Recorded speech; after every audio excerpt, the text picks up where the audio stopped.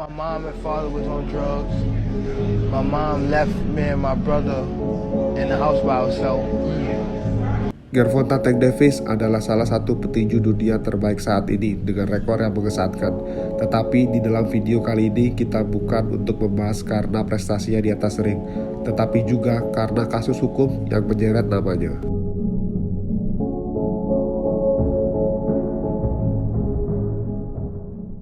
Petinju yang berjuluk Tank ini memiliki talenta yang sangat luar biasa dan telah membangun reputasinya dengan baik selama beberapa tahun terakhir. Perjuangan Gervonta untuk sampai di titik ini tidaklah mudah. Dari kecil dia sudah banyak merasakan susahnya kehidupan untuk anak kecil seumurannya.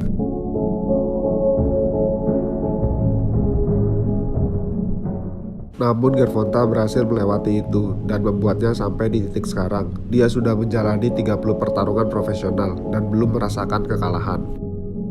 Gervonta Davis lahir di Baltimore, Maryland, 7 November 1994 dan orang tua bernama Gary Davis dan Kenya Brown. Kota Pesona adalah julukan untuk tempat kelahiran Gervonta, namun tidak sebagus julukannya, kota itu menyimpan banyak kemiskinan dan kejahatan.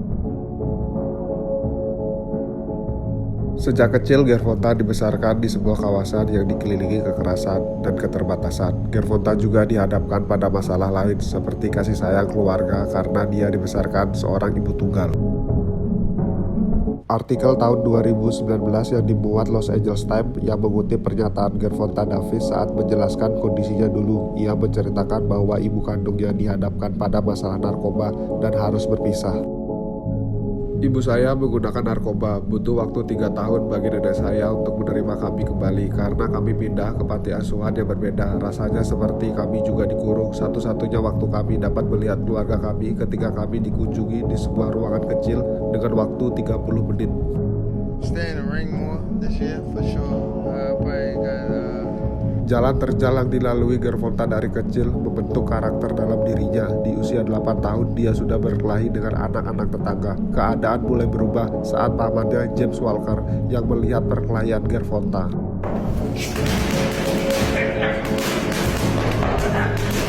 Setelah itu, pamannya membelikan peralatan tinju dan membawa Gervonta ke pusat kebugaran yang dikelola oleh pelatihnya saat ini, yaitu Kelvin Ford. Di sini Gervonta menemukan sosok pemimpin yang dulu tidak didapatkan saat bersama keluarganya. Padahal Ford sendiri adalah mantan penjahat dan mengubah dirinya melalui tinju. Tinju memberi Gervonta rasa disiplin dan tujuan hidup, dan ia melihat secercah harapan untuk masa depan yang lebih baik.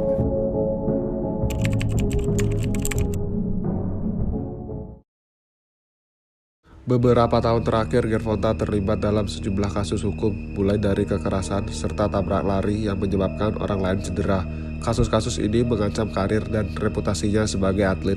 Gervonta ditangkap oleh pihak kepolisian Parkland pada Selasa 27 Desember 2022 waktu setempat setelah menerima laporan bahwa petinju hebat ini dituduh telah melakukan penyerangan yang menyebabkan cedera tubuh. Gervonta telah memukul seorang wanita yang tak lain ialah ibu dari anak kandungnya sendiri. Wanita tersebut menghubungi layanan darurat 911 dan memohon polisi untuk menolong dirinya karena mengatakan bahwa akan dibunuh oleh Gervonta. Pukulan Gervonta itu menyebabkan luka kecil di bagian dalam bibir atas sang korban sekaligus ibu dari anaknya. Gervonta pun sempat ditahan untuk beberapa waktu, namun akhirnya dia dikeluarkan dengan bebas bersyarat usai membayar uang jaminan. Gervonta dilaporkan membayar uang jaminan senilai $1.000 atau setara 16 juta rupiah setelah putusan pengadilan. Gervonta Davis sendiri membantah tudingan bahwa dirinya telah melakukan tindakan KDRT dan menyatakan pembelaan bahwa dirinya tak menyentuh ibu dari anak kandungnya tersebut.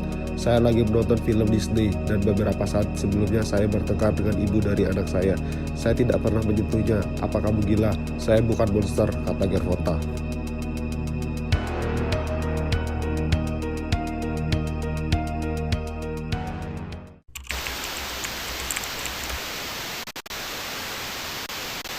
Pada bulan Mei 2023, Gervonta Davis dijatuhi hukuman 90 hari sebagai tahanan rumah usai terbukti bersalah dalam kasus tabrak lari tahun 2020.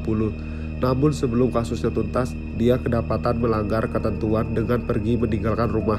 Pada November 2020, beberapa hari setelah Gervonta meraih kemenangan dalam pertandingannya melawan Leo Santa Cruz insiden tersebut terjadi. Kantor pengacara negara bagian Baltimore City mendakwa Gervonta Davis dengan 14 dakwaan pelanggaran lalu lintas terkait dugaan kasus tabrak lari pada tanggal 9 November 2020. Perlu dicatat bahwa dakwaan ini belum menunjukkan kesalahannya. Seseorang yang didakwa belum tentu bersalah sampai putusan pengadilan. Video dari kamera lampu lalu lintas menunjukkan Lamborghini melaju ke arah selatan, melanggar lampu merah dan menabrak bagian depan sisi penumpang Toyota Solara yang sedang melintas ke arah barat. Mobil Lamborghini itu diketahui dikendarai oleh Gervonta Davis. 4 penumpang Toyota Solara mengalami luka akibat tabrakan tersebut dan dibawa ke rumah sakit untuk perawatan medis.